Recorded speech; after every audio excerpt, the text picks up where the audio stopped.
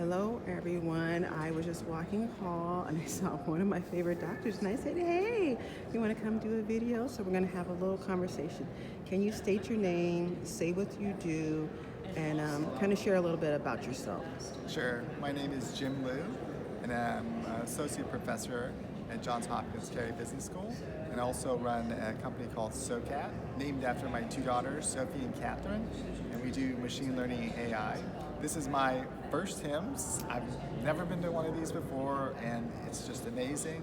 The reason why I came was to first learn more about what's going on in the industry, and then also bring some of that back to the classroom in addition to some of the sort of the things that we're doing in our company, SoCat.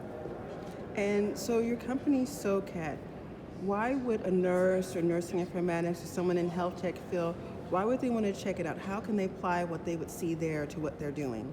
Absolutely. So, one of the things in SoCat is we try to educate people about AI and also the limitations. So some of the advice for nurses is to understand that even professors, we're working with our teenage kids. I have two daughters, and we're using ChatGPT, and we're trying to see how does it work, what are the limitations, what can we do with it, what can the next generation do.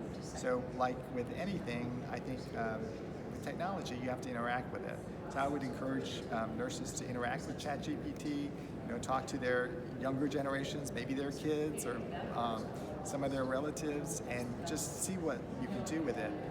With any technology, like the internet, how did that become pervasive? Well, people just started searching for things that they thought were interesting, and that's exactly how you should use ChatGPT. As a professor, I'm seeing ChatGPT coming into the classroom.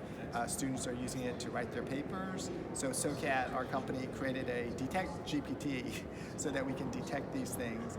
And also, the other thing that is interesting is that I think ChatGPT does have limitations, and you have to sort of understand when it starts to hallucinate. That's what it's called, where it starts generating sentences and words, and it sounds very convincing, but it's completely wrong.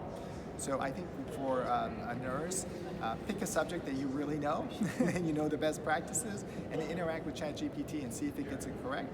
Almost like a word production. I heard someone say earlier in the chat, like it produces words, or Absolutely. Understanding words. Is that the correct understanding? That's exactly right. So what it does is it tries to predict just the next word. So whatever previous words came before it, it tries to predict A word predictor. I think that was a term. Okay, Exactly. that makes sense.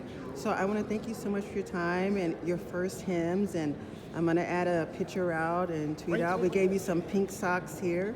So I want to say welcome to the club. Thanks, Doc.